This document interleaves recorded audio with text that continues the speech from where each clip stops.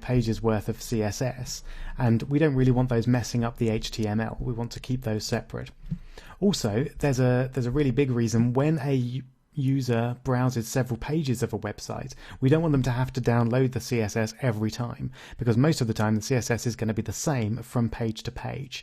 So they can use the cached version on their browser, that is the version that their browser has already downloaded, and they don't need to download it all again. When users have got slow connections in particular, that can make a real difference. So let's see how we do this. First of all, we select all of the styles, but without the actual style tag at the top there.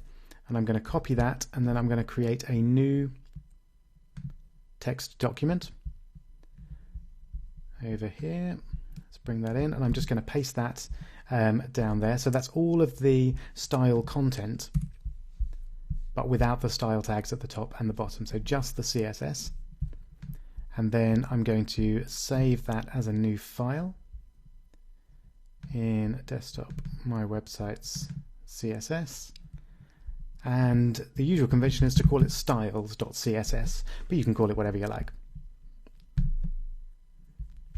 Okay, great, that's done. Now how do I refer to that in my document? So we use a new type of tag called a link tag. So just like that, we enter a link, and we have a rel option. It's a relative option of a style sheet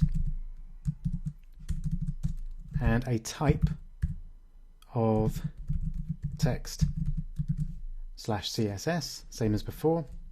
And then we give the href. So just like with a link, we give the location of the style sheet, which is just styles.css.